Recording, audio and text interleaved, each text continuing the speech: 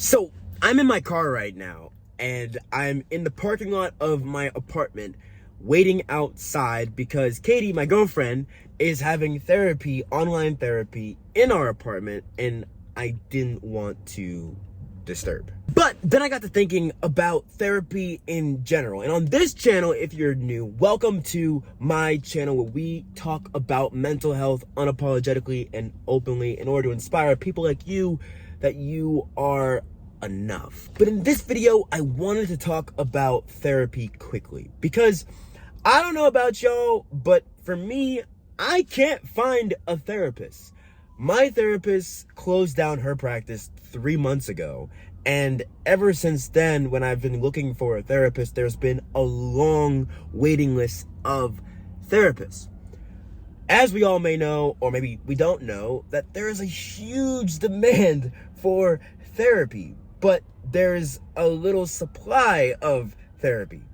And for all my business or economic friends, supply and demand, when there is a low supply and high demand, well, what do we do? This video, I just wanted to talk to you very transparently and giving you some 5 things that I do personally while I'm waiting to see a therapist. And maybe these 5 things can be helpful for you if therapy isn't an option. The first thing I want to drop on y'all, and please forgive me, this video is going to be very, very authentic, me just talking to you. Literally, I have my iPhone propped up on my dashboard.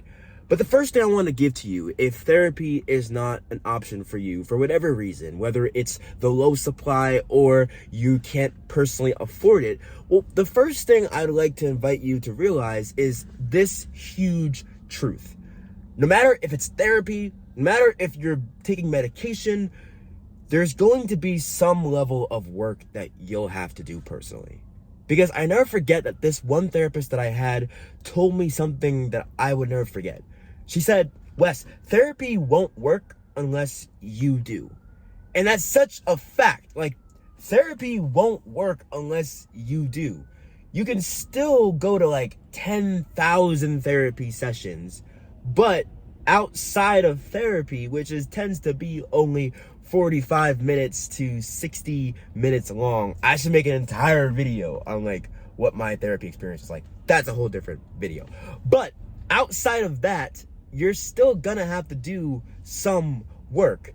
And realizing that truth, that without therapy or even with therapy, there's still some level of work you have to do. It's taking ownership of that. So once you take ownership and realize that it's not your fault what happened to you as a kid or what happened to you in that relationship or what happened to you from that family member or that relative, but it's your responsibility to move forward from that traumatic experience. So that's step 1, is acknowledging that truth, that it does take some amount of work. Now, the second thing I want to say, the second thing I would love to invite you to really realize and ponder on is that after you realize it takes work, well, what kind of work are you going to do? I think the beauty of therapy is that you have that person you can talk to once a week or twice a week, and they can help introduce you to some very healthy coping mechanisms or strategies you can use to help coexist with these unpleasant feelings. But what do you do when you don't have a therapist? Well, the biggest thing I learned is to design a plan. Now, a plan for you might look a lot different than a plan for me. A plan for me is a sense of a routine. So my plan starts with establishing a routine. What do I mean by a routine? Well, a routine is obviously a set of activities or things that you can do within a period of time in a very ritualistic type fashion. Now, for me, my routine, it involves waking up in the morning, at 5 in the morning or latest 7:30 in the morning and starting the day with a workout, because exercising is an activity that really helps to wake me up, but it also helps me to channel my anxiety in a very healthy way rather than bottling it up or rather than turning to drugs or alcohol to kind of get rid of my anxiety. So working out is very something that is a part of my routine. But my whole plan, the plan that I designed, it involves not just working out, but it also involves eating healthily, eating good foods. And it also involves building a support system, which I'll get to in a second. Now, step three, the third thing you could do if you don't have access to a therapist, well, for one, once you have that action plan or that plan that you're going to design for yourself, that sense of a routine, well, one thing I would now ask you to do is start to build that toolbox.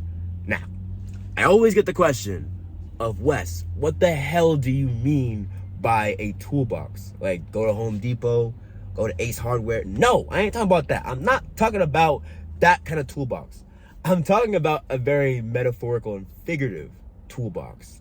Something that you can basically add to your life, your daily life, a set of activities, a collection of things you can really turn to that helps you remain grounded, to help maintain a sense of wellness.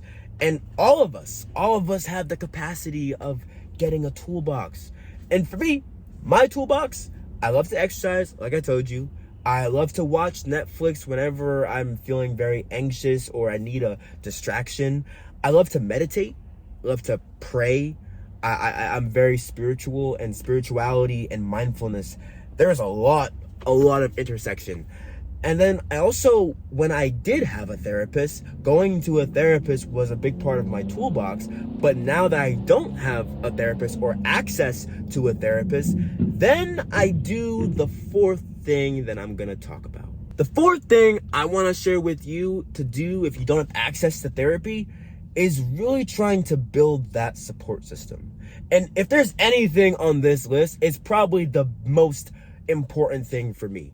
Because up until the time I started seeing a therapist, I really thought I was the only person in the world to ever feel like this way. I thought I was the only kid who felt like everyone in the room was watching him, or that just...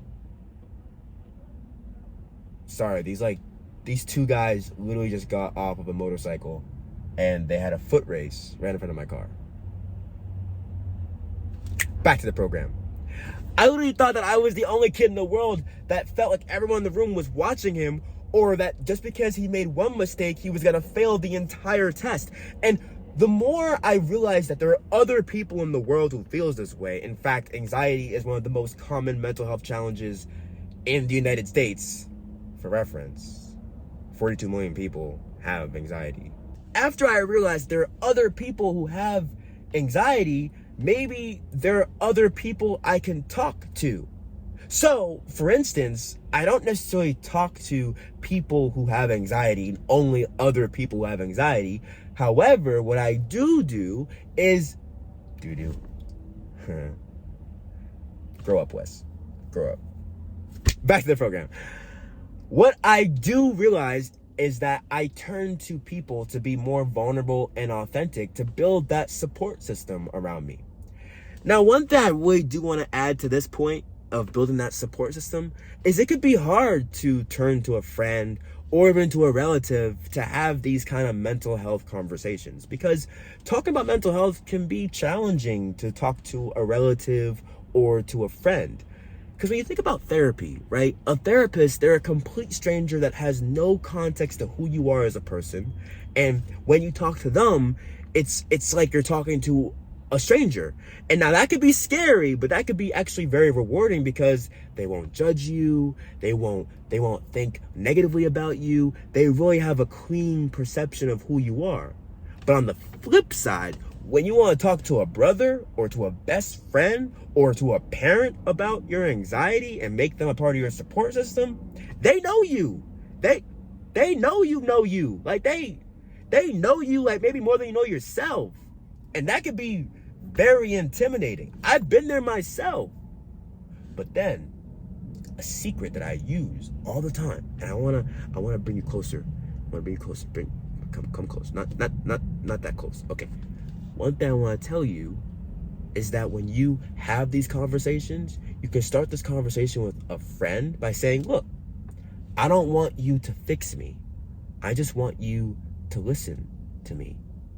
I want you to hear me out, and I would love if we could have this kind of conversation, because having this conversation would really mean a lot to me.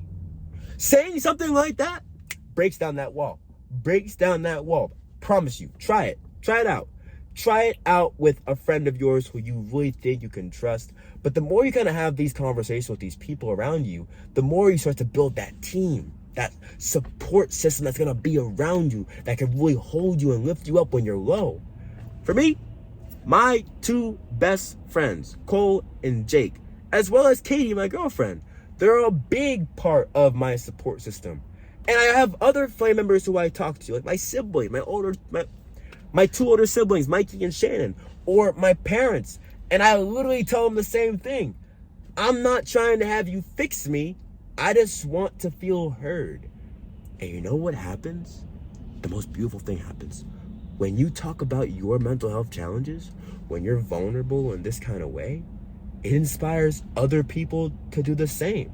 And before you know it, you realize, wait, I'm not the only person that has this and feels this way. Hey, there are other people who feel this way, and I can feel less alone.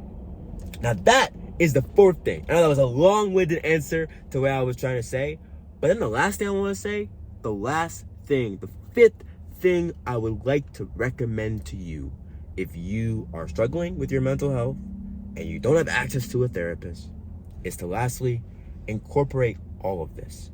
But not only just incorporate all these things that I've used and really trying to incorporate it into your daily life, but on top of that, practice some self-compassion, because it's not about being perfect in this journey. Having this journey with or without a therapist is not a perfect journey. It's a progressive journey, and you are doing the best you can with what you have. And if no one has ever told you, hey, I'll tell you right now, you are enough. And I'm so glad that you found this video. And I hope that we can talk again soon. Because using these things, hey, I know it can be very challenging. I know it can be very, very frustrating and very lonely to feel this way.